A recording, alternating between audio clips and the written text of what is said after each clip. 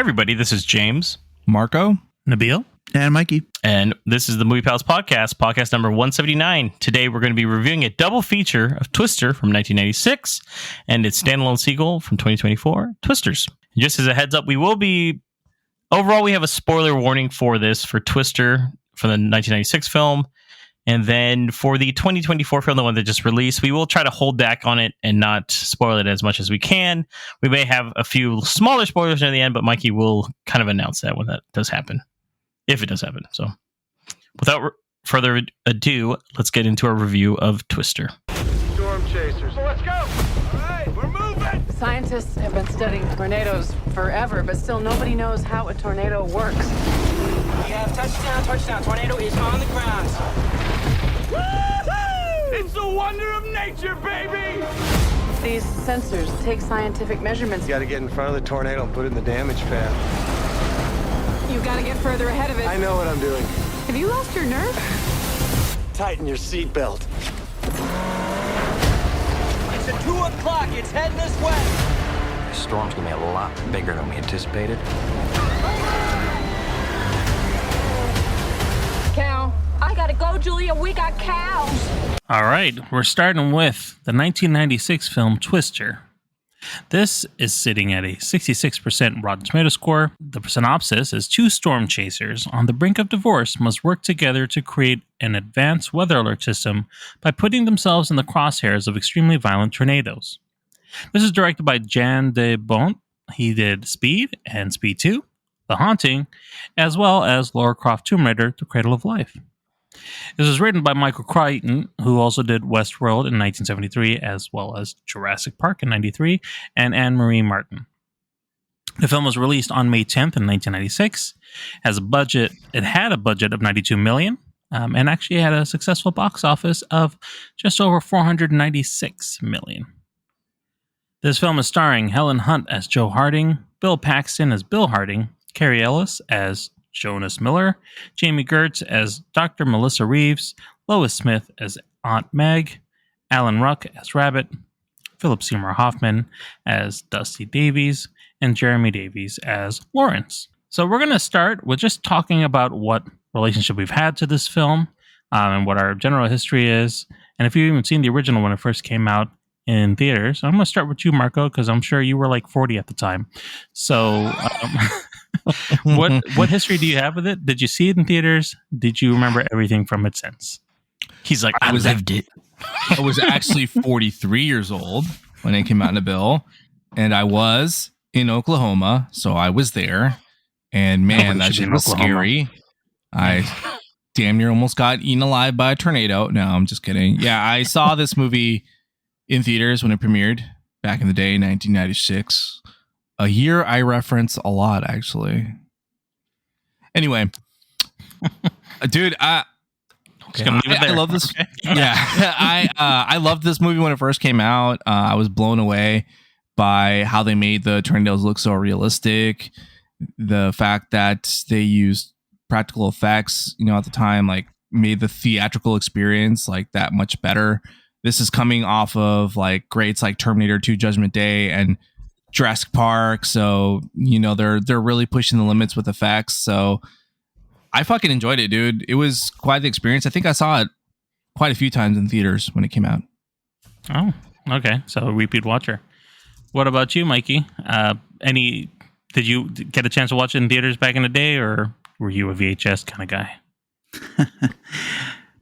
I watched this, I think, twice in the theaters. So I've definitely seen it. But like thinking back when I first saw the Twisters trailer, I haven't seen this movie in a very long time. I didn't remember the first movie very much at all. So I definitely have seen it multiple times. I do own it on VHS. That's why I kind of chuckled when you said that. I actually saw it in my garage, but I didn't have a player. I don't have a VHS player anymore. So I couldn't watch it that way to like live the true version of it from back in the day. But yeah, I've definitely seen this movie a few times. Yeah. And how about yourself, James? I didn't see it in theaters, but I remember this movie was like a big deal when it first came out. I saw it. I want to say this was like one of those black box movies where we just saw it a lot of times because it was on like continuously. So I saw it a lot of times when I was a kid.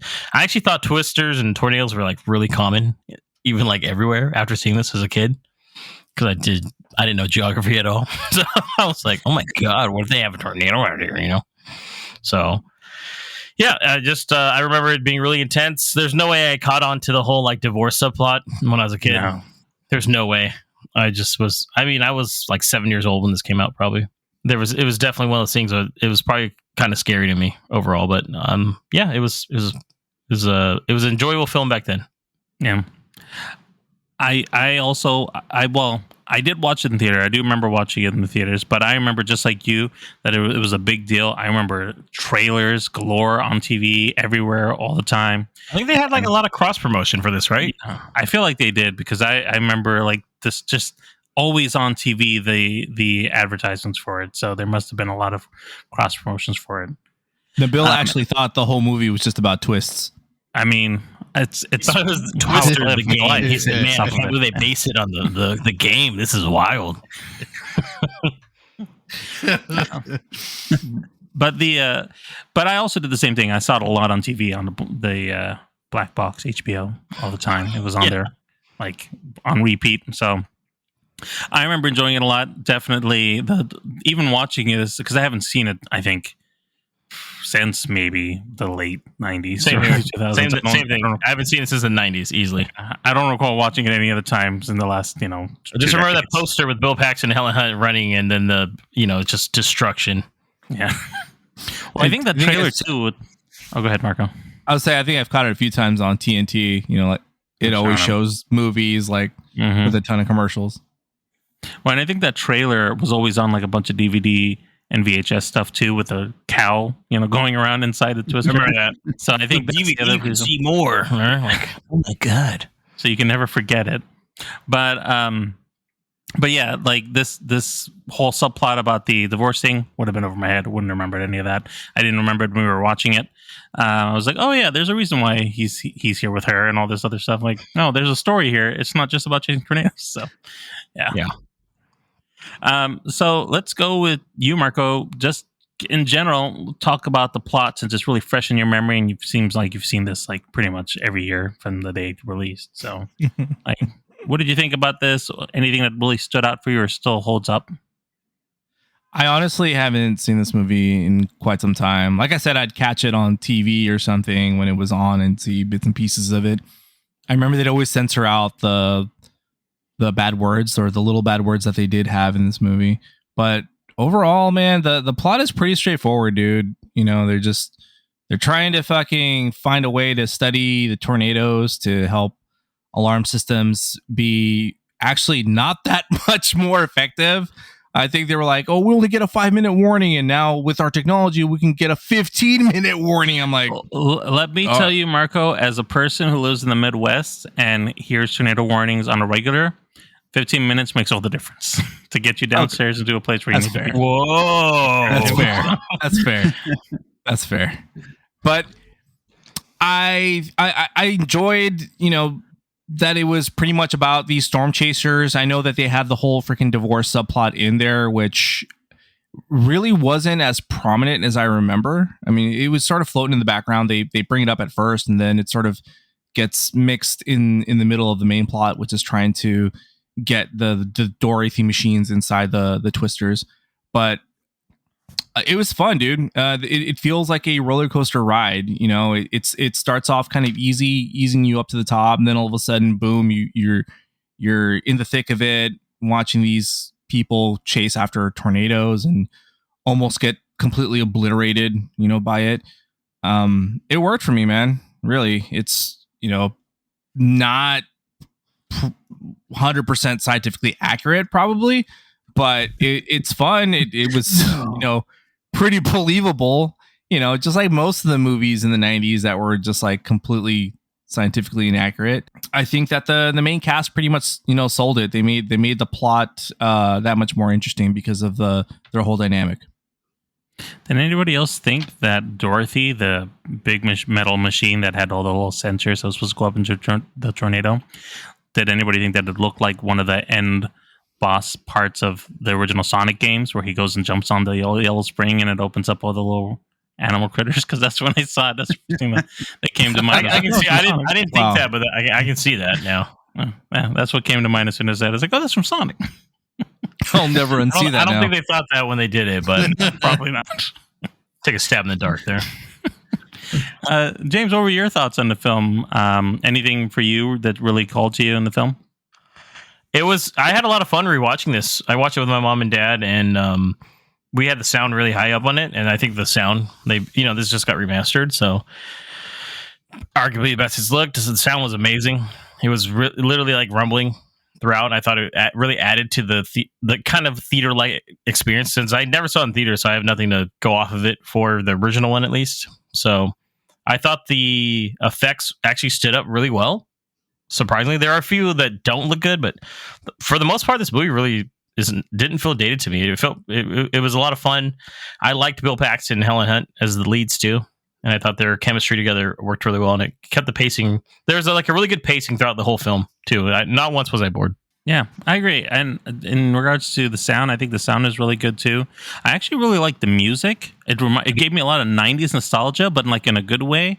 That you don't have a lot of films today that have that kind of score where it's all orchestral, but also upbeat, and you're kind of going with the music's driving the plot, and that in the way that a lot of films now do a lot of the pop songs into their movie rather than just doing its own kind of original score on some of the not the high end or the AAA films, or the big blockbuster films, but the kind of the regular films. So that really was a good feeling to just hear all that again. And it's funny you mentioned the music, Nabil, because Van Halen wrote one or two songs for this song.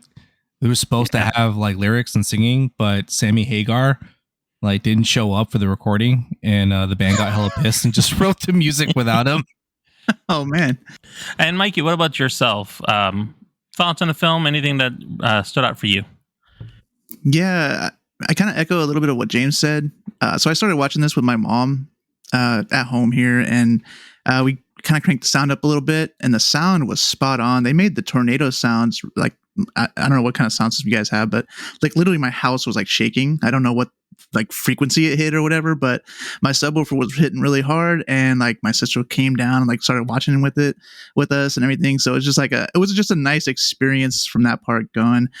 I did like everything. They made the tornadoes just super intense every single time. And so it just made them seem like they're just outrageous thing. I've never been in a tornado. I've never had a tornado watch, but this movie makes you not want to be in one of those situations. Right. So, and as Marco was saying too, I mean, the plot's really kind of pretty basic, right? They're just chasing storms. They're trying to get this machine up in the air. So there's really not a lot of content, but the characters and the intensity of the storms that they're going through. Some of the practical effects they did with the storms made them look pretty real. So it just works. Everything just works for me. James, you had touched on how the chemistry between Bill Paxton and Helen Hunt was really strong in driving this film. Give us some more, thoughts on the characters of Joe and Bill. It's not too deep. Don't get me wrong, but there's obviously they've both kind of gone apart from each other, and the whole point is Bill's there to get the divorce papers signed, but then he's intrigued again when Joe kind of reveals to him that the Dorothy project is just about ready to go. And you see that he has a lot of passion and love for this, quite frankly, I guess, a very strange job, right? For the most part. I don't know why anybody would do this shit in real life, and it's just that obviously Bill's gone off. He's almost trying to change his life, and he's running away from really what he loves, and that's chasing tornadoes. And truthfully, it's Joe.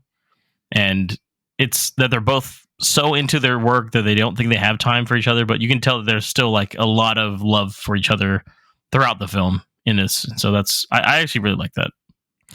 Yeah, I agree. I think that part of the charm of both Helen Hunt and Bill Paxton's characters are that you already know they've grown apart, but it's the fact that this whole storm chasing thing that's coming into fruition again is re-sparking their relationship and making them seem okay, well, maybe we don't have as many troubles as we really think we do, and that has a nice general progression. But also his Bill Harding's fiance, Melissa Reeves, that's in here, played by Jamie Gertz, she's also aware of what's happening, and she's like, I thought I could tame you, but this isn't gonna. This is She kind of gets the short end of the stick, though. Yeah. Unfortunately, She does. She gets kind of shafted to the side, but she's also like being thrown into this world that she only had heard about. She didn't really know what it was like, and she's like, "This ain't for me. You guys are all crazy. I'm just gonna walk away from this." You guys. She's definitely like the viewer in a way. Like everything is learned through her. Like, why are you guys doing this? And like, well, this is what this is called, and this is the suck zone, and blah blah. And so there's a point in her being there too. But yeah, it's obviously like a fish out of water. So yeah, definitely. Yeah, she really plays a role of like getting to know the other people in the group too, because she's like kind of out of it and she's like holding behind with everybody else because she doesn't want to go into the tornado. So you get these little moments with everybody else, the other crew as well. So it's kind of nice to have her there to kind of, like James was saying, be the audience for the movie. Yeah. We actually do have kind of an antagonist in this film. He's kind of the villain, but not really. We have Cary Elwes's character, Jonas Miller, who is with I'm going to say the more traditionally funded group of storm chasers who's trying to essentially do the same thing, but they're the company men. They're working for the man doing this. They're not doing their own thing. Yeah. Margot, what did you think about the Jonas character and his even needing to be there? Do you think there was value of having this character here, and this whole kind of storyline of like the rivalry and of course the unfortunate instance of what happens to him at the end? Not really. I think Cary Elwes tries as best he can with what he has, the material he's given, but he's very one-dimensional. He's really just quote unquote the villain because he sold out and he went corporate, which is very understandable. I don't disagree with that, but you don't really see like the evilness with going like corporate. They just talk about it, but they don't show it. I know that the movie did have some production issues and had delays and had to do some reshoots because of those delays. And so Cary Elwes was supposed to have a bigger prominent role, but his scenes, due to the delays and everything, had to get re-edited and a lot of his stuff had to get cut out. I think also because of language too. Him and Philip Seymour Hoffman had a lot of like curse words that were thrown in there, and originally the movie had a rated R rating and they had to cut that to make it PG-13. So I'm wondering if maybe adding those scenes would have given this quote unquote villain of Jonas a bigger role or more of a menace, but I think it's sort of shoehorned in there just to give him something else aside from the tornadoes, because you can't you can't really give our tornado a personality, but I mean in a way they kind of do because they're very menacing in the background. I think if anything you learn more about the main group of storm chasers. Even Philip Seymour Hoffman is a standout as Dusty, and you learn more about them as they tell stories about the good old days with Joe and Bill and how wild Bill was, when he was storm chasing and stuff, and when they first met him.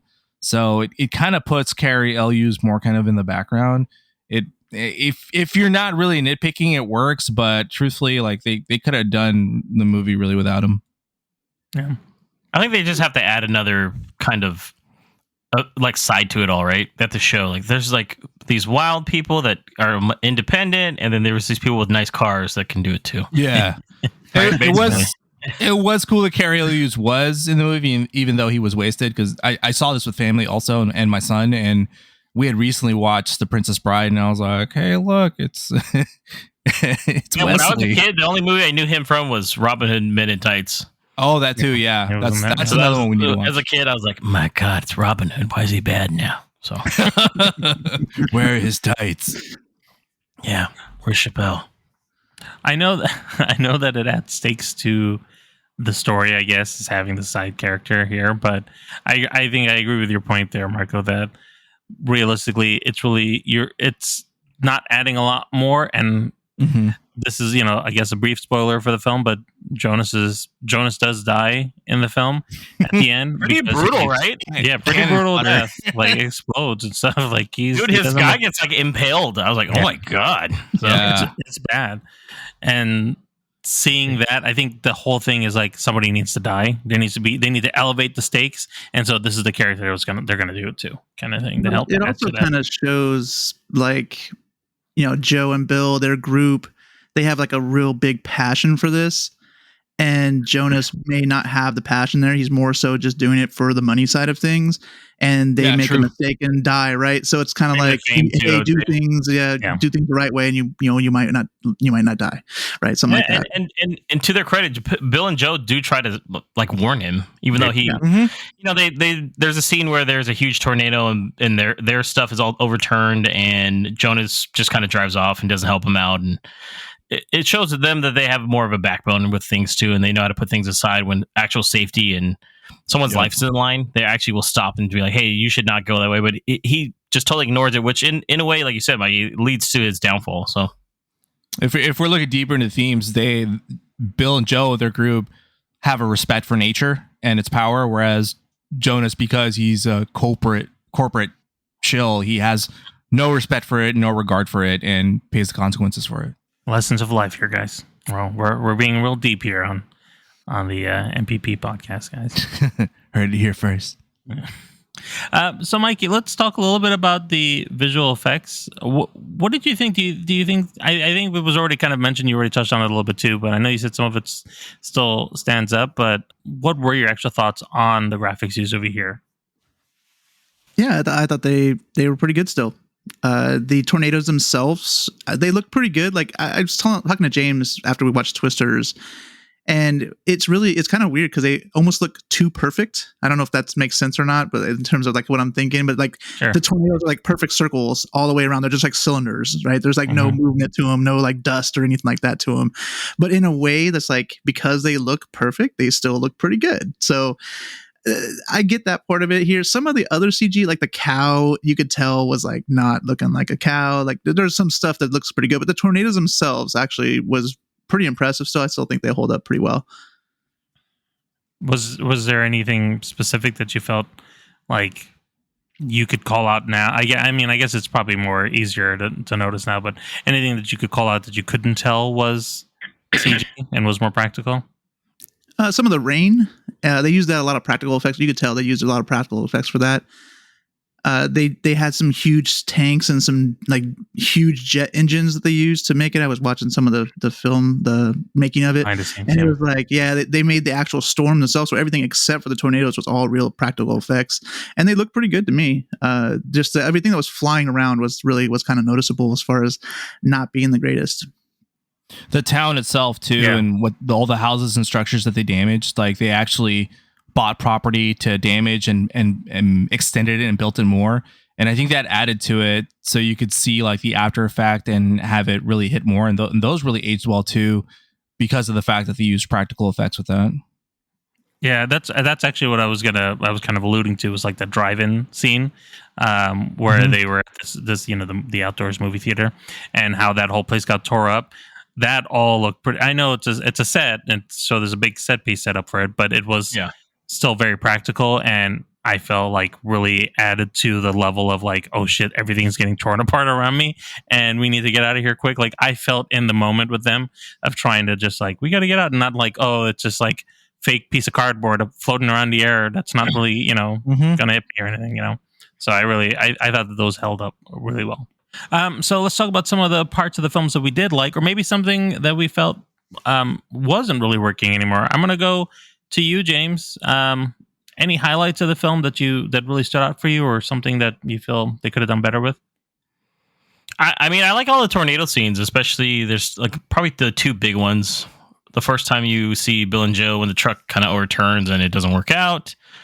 That part's pretty intense. The scene with the hail was really cool too. I actually like that a lot, where they kind of, I like that scene particularly because Bill tells Joe, he's like, what do I have left? And he's like, it's standing right in front of you. It's me. And I was like, oh no. I'm also listening on the radio too, though, So, and then the finale is really cool too. It's really intense. Just them running away after they're successful with the Dorothy machine, and they realize like, oh, we got to get the hell out of here. So, and it's really intense. It's just all out destruction. I thought it was really good. How about yourself, Marco?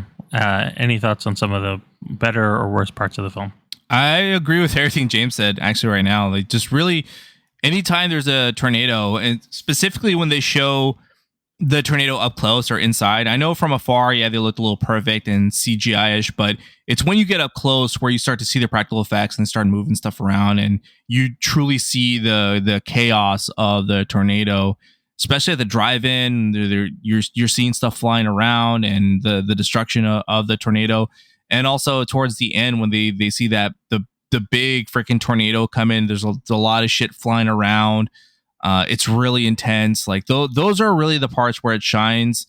I would say even on the really calmer parts, like when they go to the aunt's house and they're all having dinner and they're eating steak and eggs, and you see their camaraderie grow. It really makes you care for this group. Not that any of them are in any danger, but still, like you don't want them to get hurt, and you don't want anything to happen to these guys, and it adds to the charm of the movie. I'd say anything that I didn't like was probably just some of the CG, but you can't really help that from a movie from 1996. I also think a lot of the writing in general, like some of the jokes, it's very 90s, but also very funny. Like there was a scene where they were talking, Joe was talking about Bill's new truck and using that out in the field to go and get to where they need to go. And he's just saying, like, we're not going to use this. And of course the cliche is like, no, we're going to end up using it. Like those little subtle things that they do inside the film where it shouldn't happen, or they're playing off of each other in that way because they have that relationship because of the chemistry. It works really well to kind of keep you caring about the outcome of the characters as you're going through it. So let's talk about our ratings of the film. I think we're kind of near the end here. We've talked a lot about the plot, so let's talk about what we rated this film. I'm going to start with you, Mikey. What did you give this film out of 1 to 5 stars? I gave this one a 3.5. I really enjoyed it. Thought it was good. Holds up pretty well. Very nice. How about yourself, James? I gave this one 4 stars. I thought it was really good, and it's worth a watch. Cool. Marco? I also give this one 4 stars. It's really enjoyable. It's got a lot of rewatchability, and it's pretty ahead for its time. Awesome. And I also gave this a 3.5 stars. And same. I think it's worth a watch. Solid 90s film. And you can't go wrong even with the family. Just get a little thriller with the family. Okay, so on to Twisters.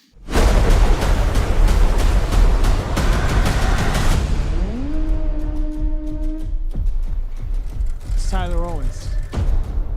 Calls himself a tornado wrangler. If you feel it, chase it! I said if you feel it, chase it! All right, here we go.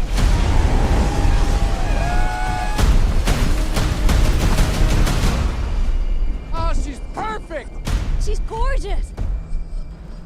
You thought you could destroy a tornado. We never had a chance.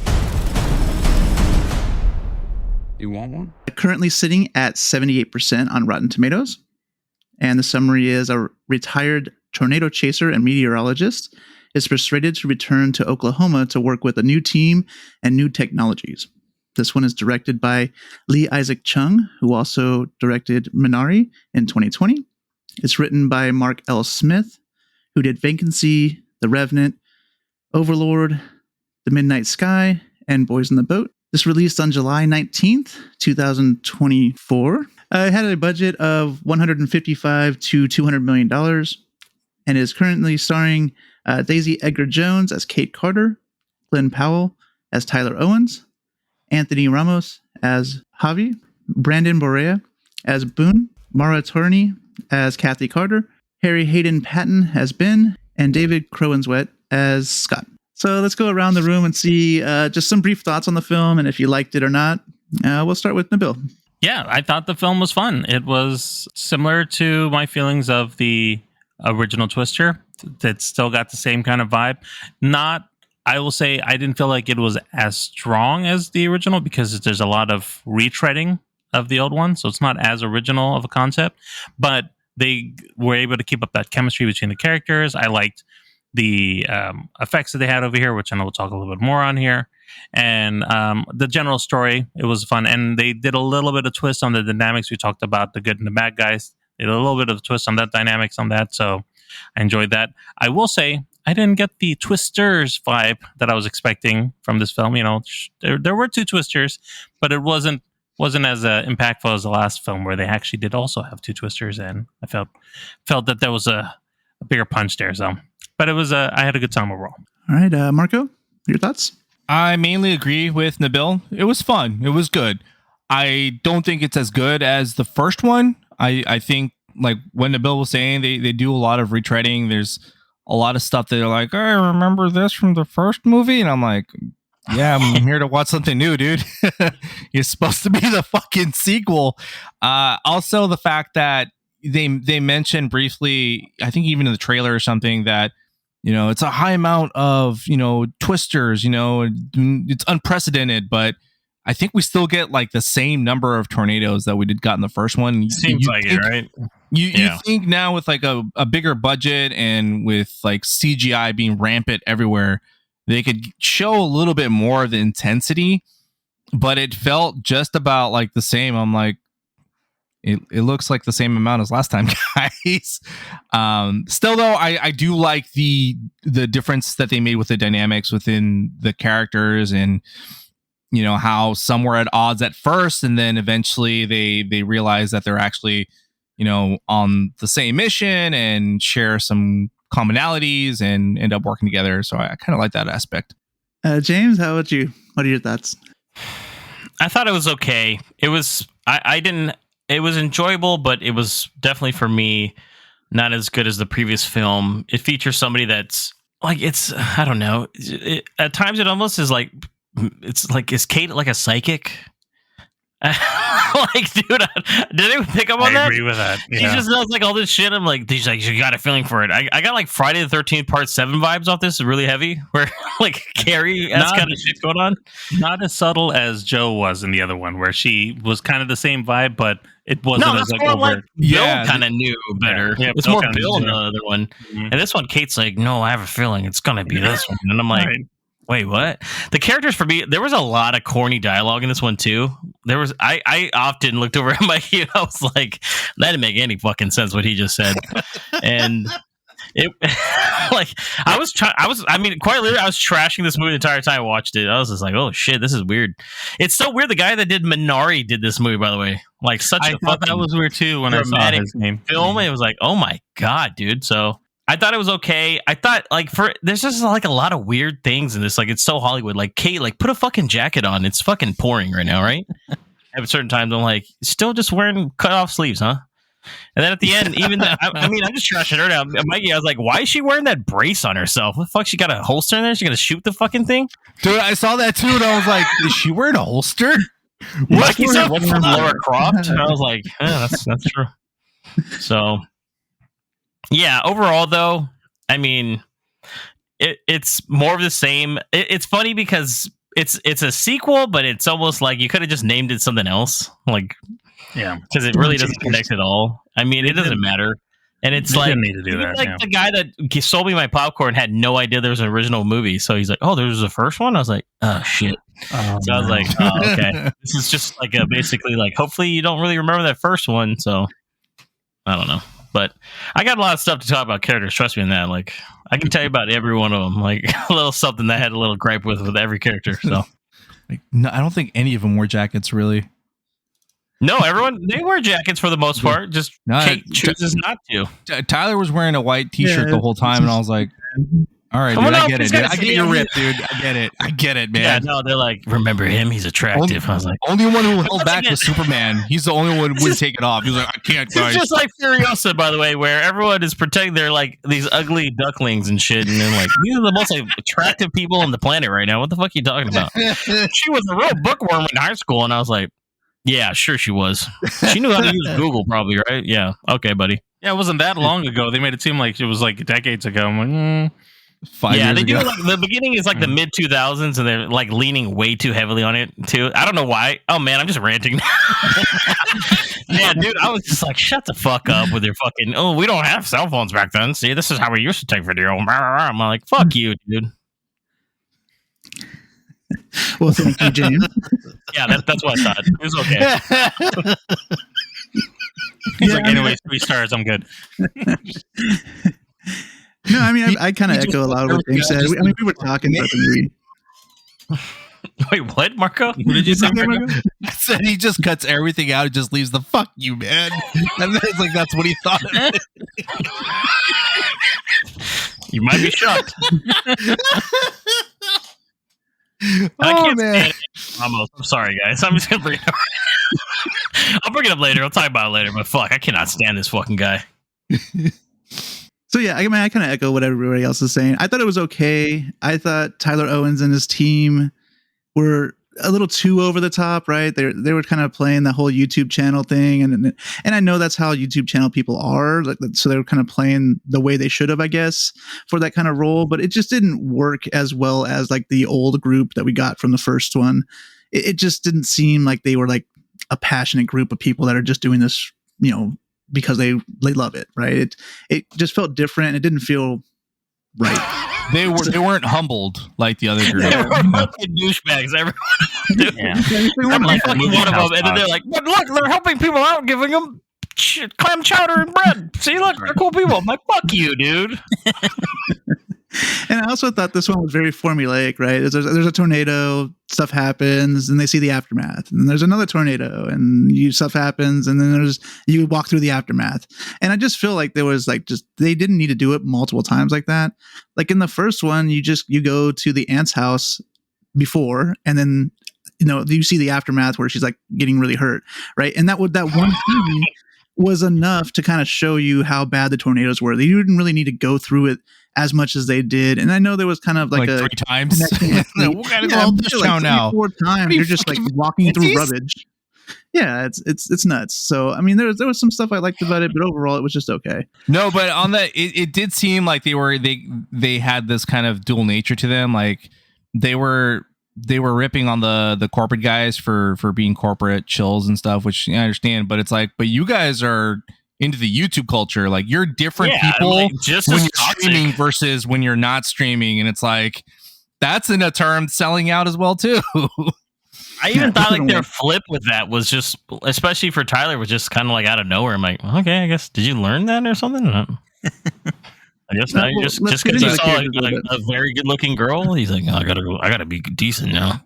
And it's like, oh, I see. You had just have a douchebag persona for YouTube, but that's also just damn. That's also shady. All right. Well, we are getting into some of the characters here, so let's go ahead and expand on them a little bit. James, you mentioned that you were going to have some stuff to say during the character session, so I guess can't stand Javi. Can't stand him. I don't get it. Are they hinting that Javi likes Kate maybe a little bit? I feel like they were a little bit, but I was like, but why? Then he's like, 100%. Yeah, but then I was like, okay, so like, does he? I don't know. It was weird. They don't go into. They could have had like a little triangle, but I feel like Kate she didn't even know Javi existed half the time. His story makes no sense either. It's 5 years later. He said he joined the military, got out, and then it started this fucking business. His hair looked different. I said that's the same hair he had in the fucking prologue we're talking about. Yeah, I'm just like, dude, it's minimum 4 years you got to serve, dude, and then like. You started this fucking business in a year? No way, dude. No, and there's no fucking way. I mean, he went off of like he had military contacts and stuff, but then the thing is like, it's just like it's because he had a backwards cap in the prologue, so man, he was a party animal, right? He woke up hungover, right? I was like, fuck you, dude. Every time Anthony Ramos, they always got to bring Anthony. I don't know why they're trying to make Anthony Ramos a star. They're like, we're gonna put him in everything. That's all I'm just pondering. You mentioned kind of a love thing, or Tyler's going kind of pursuing Kate. I mean, it works to a point because they have to create this. Okay, this movie compared to the last one does have it where Kate is obviously she has like PTSD. Everybody got annihilated in her college, whatever the fuck that she was doing. Right, she's trying to do the Dorothy 5. Right. They're going to stop a tornado, which okay, sure. But yeah, it's going to find the hidden temple and fucking chemicals. She could have said that. David Cornsweat is just freaking looking around. He's like, I ain't going to try to stop it.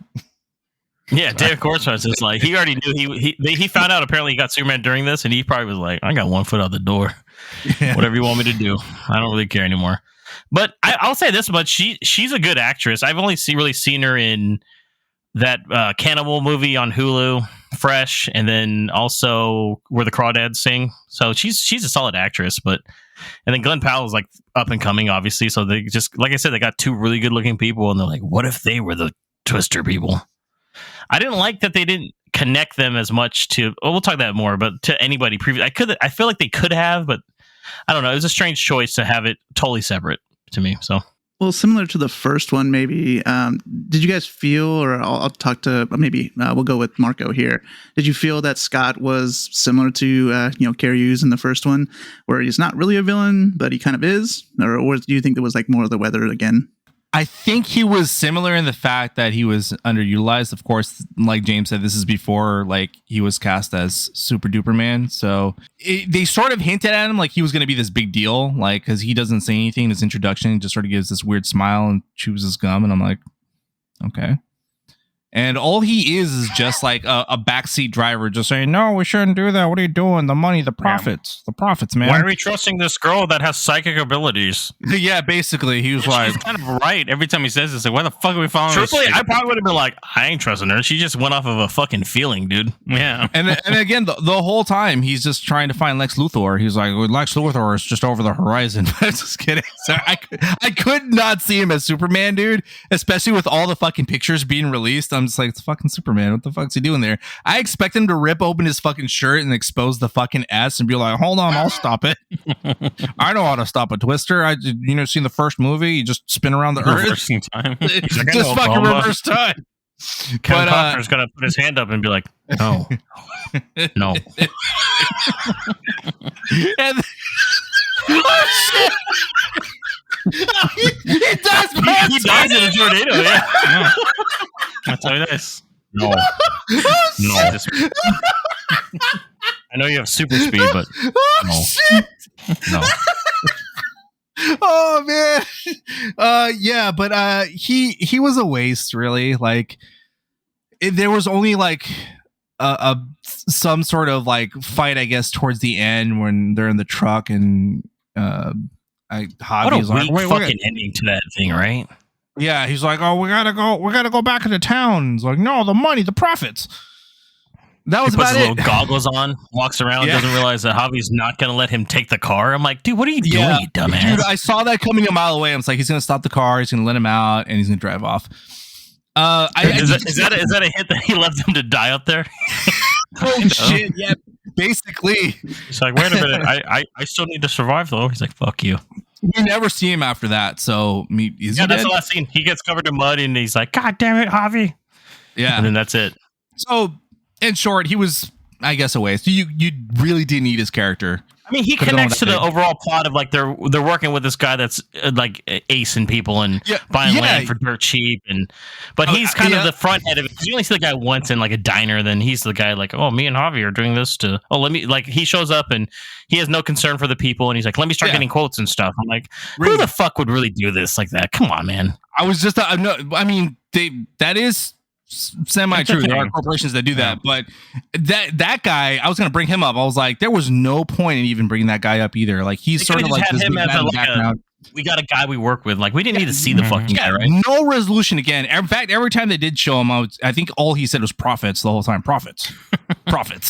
But I just kept thinking he's like Foghorn Leghorn. He's like, what we're gonna do here is take the land from the people. But yeah, they try to add, some sort of like antagonist that it doesn't work really. It's like, dude, the tornado really is the quote unquote antagonist. So I mean, he was just there to push, Javi's kind of storyline, right? His change to good, I guess. But yeah, I didn't see him as a villain to either. show like the evils of it, like the corporate evils, so Javi can realize like, wait a minute, I'm not this person, even though I look the same. He's conflicted.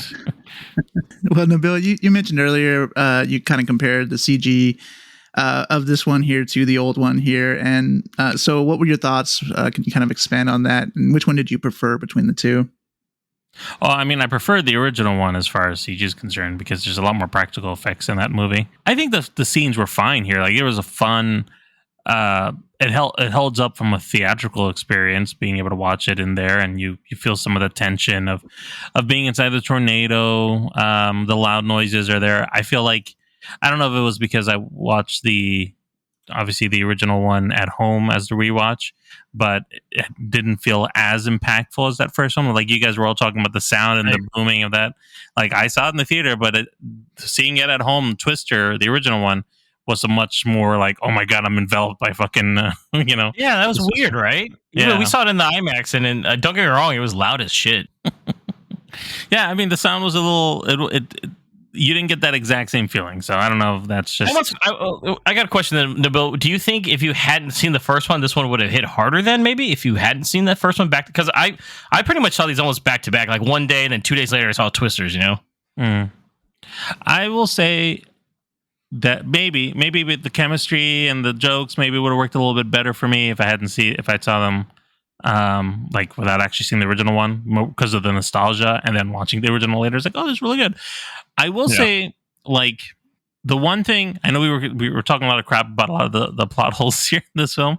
The one thing I did like from this that was different from the other film was the kind of, instead of having the corporate, you know, bad guy-ish company on the side over there as just there, you were kind of involved on both sides. So they had Kate be part of Javi's company. You got to see a bit of that side, and then she joined in on with the other guys. And I liked being able to have the opportunity of like getting a little bit of character development from both sides. I don't agree with like Javi's arc, like James said, like it's fucking ridiculous where he went with this, but I like the fact that Kate was in there and got to see a little bit like, I'm coming back to go and help my friend out. I think this company's bullshit. I'm going to go with Tyler's friends stuff and see if this is going to be better and kind of go that route. It's such a turn though, wasn't it? Well, it was stark. It was pretty sudden. Yeah.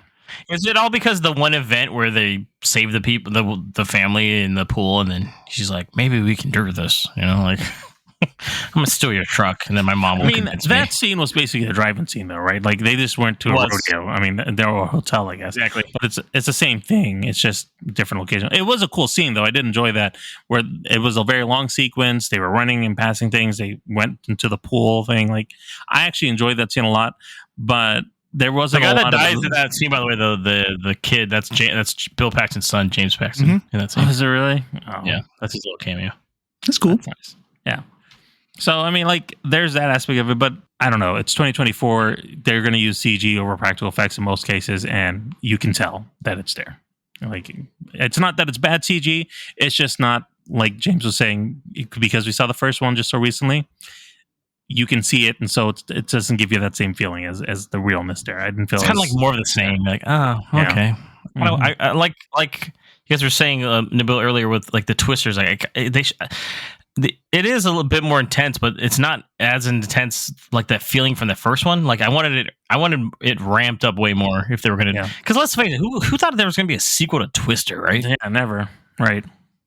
So, whoever even Bill asked for it, to Paxton be honest. Had been trying to make it work like since 2012 apparently, or even earlier than that. Same with Jodie Foster, man. She was going to use the dudes from Blind Spotting and stuff, and then that didn't work out. So yeah, but I mean, it didn't work out. But I agree with you guys. You'd think with 30 years in advanced technology, like we would feel it more, and we would get that more oomph. But it does feel like kind of the same. Like it's just sort of like, okay, well. Same feeling as the first movie, which is 30 years ago, except a little less practical effects. So we kind of mentioned earlier that this is not really a legacy sequel because none of the previous characters come back. So it's more of its own standalone sequel. And what do you guys think about this? I know, James, you said you had something to talk about on that earlier when you were going over some of the characters. So do you think it would help by having them there? Or I mean, who would they really have brought back, right? Truthfully. Unfortunately, I mean, Helen Hunt would be the one person probably. Yeah. I thought for a sec she was related to her because that would have been like, that would have made sense. And that would have been cool. She was the mom of the house. Yeah, instead of Martha Kearney. Originally, she was supposed to be the reveal, like when the mom comes out of the shadows, and you're like, oh shit, is it going to be Helen Hunt? That's originally what it was supposed to be. But her mom calls her earlier. Photo on the phone. I'm like, oh, it ain't Helen Hunt. Fuck. No, the director was like, well, I thought about where she'd be in the future and thought she'd still be chasing Storm. She wouldn't be retired at a farm. I'm like, I don't know, dude. It's been 30 fucking years, so maybe. And then I thought for a minute it was the ex-fiance, and I was like, Oh, was she pregnant when she freaking left? And she's that's why related she's to psychic now. I'm like, I was like, because when she was pregnant, she was exposed to the Twisters, and that's why her psychic abilities developed. Then, okay, yeah, this makes sense. No, okay, she got it from her dad because her dad would have been Bill Paxton, and he had a little bit of that tinge, you know. Yeah, exactly. That's why they showed The Shining in the first movie. Right? It's nature destroying and changing someone in a way because she was in the womb. Man. The Twisters changed her psyche, so when she grew up, even though the time would make no fucking sense. See. Yeah, it makes no fucking sense. I mean, we don't need a Ghostbusters kind of legacy sequel where people start showing up and the ghost of Bill Paxton like guides her to like go. But see, that's why I think cool. Fiance would have worked. Any connection would have been nice. I mean, Helen Hunt still could have done something though. There's no point to it, like without any connection. What was the point of it being called Twisters? Exactly. It's like in the same area, roughly. It's Oklahoma. They filmed in Oklahoma. And they could have just rebooted. I mean, they had that Dorothy 5 at the beginning of the film, which is the only real direct tie-in to the original one. And they one. don't ever explain how she has a Dorothy 5, by the way. Yeah. No. Yeah, they said it was part of a school project. Yeah, they did. Which, by the way, they say that, but I mean, they could have been like, our professor was one of the people, would have been cool. Even to mention, exactly. Like, oh, okay. Bill or Joe just been a teacher or something like that because they got they were at least mention their names. Yeah, you could have done that. Yeah. Even though no one would ever teach this ever in a fucking school like this. But I mean, story aside, there was no excuse to not have Helen Hunt either because she was in the first season of Blind Spotting, so it's not like she's not acting. So. Oh yeah, I think maybe because she had written a script, she was going to even direct it. I bet there was some bad blood. Probably. I don't know. I think that not having any connection at all, at least. But once again, like I said, do people even know this is a sequel? There's no mention of this being a sequel in the trailers at all. You would literally have to know there was a sequel. Yeah, you'd have to have seen the film 30 years ago, 40 years old, like Marco. Like I said, Mikey. The guy was like, "Oh, there's an original." I was like, "Yeah, dude." I was like, "What the fuck?" Well, I do want to just say before we go to the next part here, there might be some minor spoilers. I mean, we pretty much talked about the whole movie already, but if you are trying to get rid of stuff, then there might be some extra stuff here going on. So just want to give a light warning about the next question here. And I just want to kind of go to you guys here and in your thoughts on how it ended. Would you like to see a sequel, I guess, on top of that here? And I'll start with Marco. I thought the ending was okay. It was cool that they were able to somehow bring down a freaking E5 tornado. I really don't know how when Superman apparently died in the movie. So, but it also felt a bit anticlimactic. Like, I guess I was expecting more. Like this is off watching the first one and you're seeing they're up against an E5 and it is freaking like daunting. Like it had the freaking surround sound on, the freaking rumbling was going on. And the same sort of happened with this one in Twisters, but it didn't really feel like earned, I guess. I don't know. I was thinking of Nabil when I saw it. I said, this ended way too abruptly. Yeah. And then I was like, okay. Oh, that's it? I was like, oh, okay. Just her? Yeah, like it was like for example, the first one, it was a very big deal that the Dorothy worked. Like it's all like working, like the music is working with it. It's super fucking intense. The fucking E5 Twister, like you're watching the inside. Even when they show the inside of this one, it wasn't as intense as in the original. When they show the inside, I was like, guys, it's 30 years later. Like it was like cool. Don't get me wrong. It was cool. Like biblical in the first one. Like the way they see it, it's like they're seeing like a little bit of God and shit. Where they're looking up and it's just the light and shit, and they're like, it's like such a surreal moment for them. Even though I feel like they would get torn the fuck apart. Oh yeah, if this was real, dude, they would have got like oh man, my legs are over there 100 yards away, but at least my last breath, I'm seeing a beauty. And then they say goodbye to each other at the airport, and that's it. Like, okay. Like, I got some comments on that one. Tyler runs up to her, right? They have the phrase, if you feel it, chase it, and he chases it, and then that's it. Like, there's nothing. It ends with them looking at each other. I'm like, well, that was the end of the saying, so there was nothing else to do. It's like they were waiting for the rest of the script, and then it just cut to black. Just cut to black. It was a little heartwarming, I guess, but that's it. They apparently had a romantic scene. He's supposed to kiss and stuff, but they cut it out. They did from the scene. Yeah. Apparently, Steven Spielberg's like, don't include it. I'm like, fuck you, Steven Spielberg. See all that shit. They don't give it a little smooth. It was really needed, in my opinion. It was. I'm like, dude, can these fuckers least, this tension between these two Anglo-Saxon people, like, just do it. I gotta stop. I gotta go back. I know I'm just ripping this shit apart, but like Mikey said too, everybody in that group from Tyler is like a caricature of the original team, like amped up with Mountain Dew and Red Bulls, basically, right to the T. But as going back to Mikey, because we're trying to trail in here, but I mean, I don't know what they could do with the sequel here. What's going to happen? Like Javi, and by the way, Javi at the end is like, go get him, guy, or something. I'm like, what? You guys ain't homies? Yeah, like what the fuck? You guys don't like each other? Like, yeah, you had a little moment where you saved him at the end, which is like a really cliched moment. Like, oh, now I'm gonna use the thing that I overheard on the radio. Well, let's just kind of go through it. You guys have any high or low points that you want to talk about? Any kind of cool scenes that you guys liked or disliked? And we'll start with Nabil here, I guess. Yeah, I'll just be quiet now. I don't talk too much. I will say at the end, I liked what they were building up to inside that movie theater, and like all the tension that was, being built towards that tornado coming towards them. But then it goes back to the low point of what James was saying earlier in regards to the fact that she goes and saves the day by petering out the tornado. And that's kind of what is expected. Like the whole thing is like, she's going to go over there and just stop it. And so that's what happens and everything's okay. So I think that kind of, you build up all this hype and it's just like, oh yeah. All right. Well, yay, you saved the day. I would have liked it to be a little closer. Maybe a couple of them were involved inside there. I don't know. Or like James said, that whole God moment where they're singing in the middle of the tornado and like, oh my gosh, there's like some miracle happening before it dissipates. Like, we didn't get any of that. It just kind of like stops. And then she did it.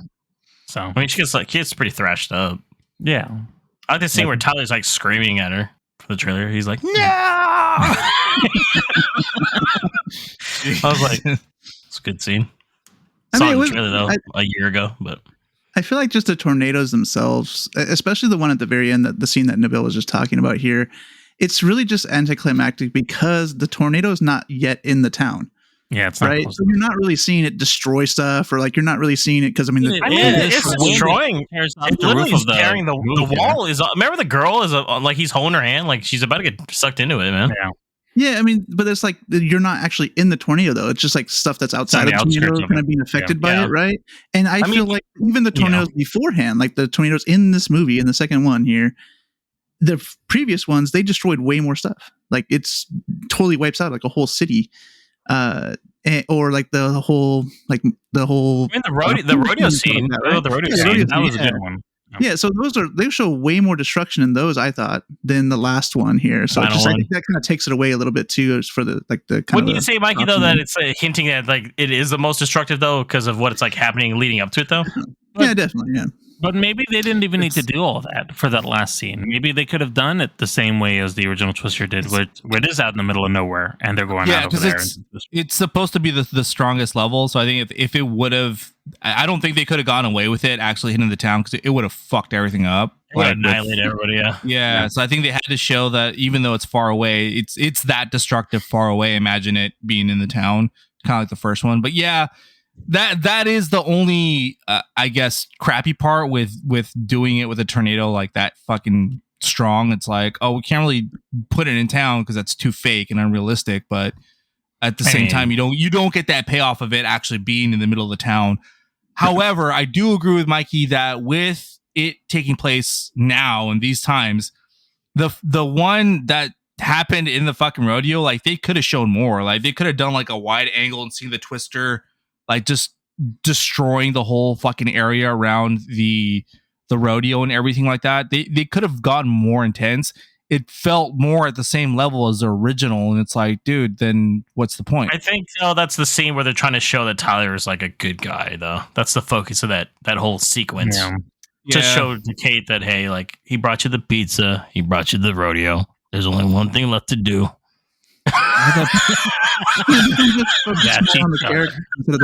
Dude, I don't think they were this goddamn family. That's where we're getting at. What are you guys getting at? I don't think they were thinking it through when they had him showed up to the door with a pizza. Well, I think that he was going. They were playing with this thread of like, oh, she's a city girl because he didn't know, and like he's just trying to teach this simple city girl how country folk do things. And then she kind of like that whole storyline dissipated real quickly because it's like, I've been to a rodeo. I'm from the Midwest. I live a few hours away from here. Like, and it just kind of went away. And he's like, oh, like, yeah. So they turn around and watch the rodeo. Damn, hope nothing crazy happens now to get me out of this awkward situation. So, like, they had this whole thread going along, and it's understandable. He didn't really know, but it's like you were playing on something to get this character interested in her, and then you find out that who she is, and he's like, "Oh, you're not as naive as I thought you were." Then, cool, and that's how a lot of this stuff was going on in this film, where it's like, "Oh, Javi, you're doing this thing. I don't like what you're doing. I think I'm gonna go with these other guys. Sorry, bro. Like, okay." And Javi's like, well, you don't understand. I need the money to fund it. I really do want to help people, though. I'm a good person. I got to do this shit, and that's it. And you don't really see from him for 2 days because the guy's spending the night at her house at the farm while they figure out this. Like, it's just okay. He walks out, and then he has a scene where he just sees him walking out, and I was like, is he like jealous, or is he like, what is this? Accepted, like, oh, this is what she wants to do. They don't do a good job of like if they're trying to hint at something, or maybe that was more cut out of the film. I don't know, but. There's not a lot of follow through. They have a lot of these build up of something, but the payoffs are weak. At the same time, yeah, it does sort of follow the same trope as the first one, where no one from the crew dies. True. Yeah, no one dies. The stakes aren't there. Like they could have killed my doppelganger, or I don't think anyone actually, even no one actually dies. That's a character in this one. I thought Javi was going to redeem himself because they had been doing this whole thing with the corporation buying land and robbing people like for a while, well over a year. So he's kind of a piece of shit for that. I thought he was going to redeem himself and end up dying when trying to save these people. I'm like, he died. No, he redeems himself by telling her she's a partner at the end. Marco, what are you, fucking crazy?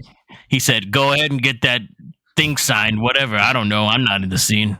Rig shows up again. Profits. I just want to let you know, Scott's dead.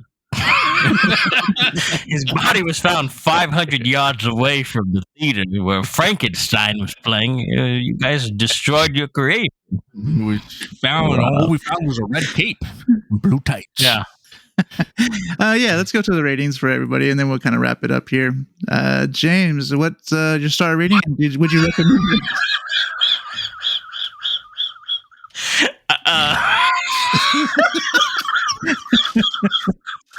I actually gave it 3 stars.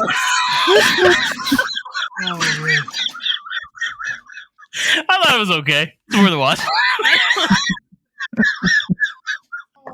It's not bad. It's a pretty good blockbuster for summertime. Yeah. All right, Marco.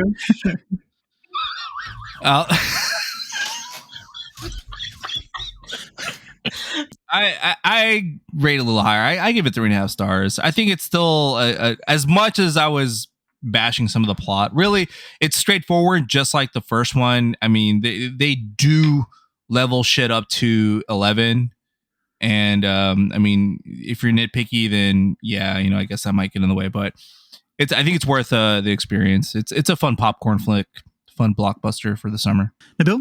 I also gave this 3 stars. I'll say that the film was fine to watch. You'll probably have a better experience in the theater than you will at home. So I don't think there's a lot of rewatchability after the fact, unlike the original Twister, where I feel like you can continue to watch that and still have a good time. Yeah, and I also gave this one 3 stars. I know we've been kind of destroying the film for the most part. It was me. I made it sound way worse. Highlighting its flaws a little bit more than usual. Yeah. So. But I mean, it was still a fun film. It served as what it's trying to be. It's just a summer film, and it's just a simple, straightforward film with some fun stuff that has along with it. I liked it. It just wasn't as good as the original, and we could pick apart all day. Pretty much any movie. We just happened to pick this one. So. We haven't had one where we all just got to line it up, take our shots at it. It happened to be Twisters from 2024. So, all right, that's the end of the podcast. I bet a lot of you guys are probably happy about that. Appreciate you all for tuning in. Marco, let them know how they can reach us. You can listen and follow us on your preferred podcast platform. We are everywhere. For a convenient link to all our social media channels, visit linktree/moviepalspod. That's linktr.ee/moviepalspod. And remember, smash that subscribe button and you'll never miss an episode in this Twister or the next. I don't got nothing for this one. Sorry. Give us a spin on TikTok for sneak peeks of upcoming episodes and more exciting movie content. Catch us on Movie Pals Pod. Make sure to tune in for our next episode, podcast episode number 180, where we will be continuing our journey into the final frontier of the Star Trek franchise with a review of Star Trek II, The Wrath of Khan, as well as a review of the M. Night Shyamalan film, Trap. Thank you, Nabil. Until next time, this is James, Marco, Nabil, and Mikey. Have a great one.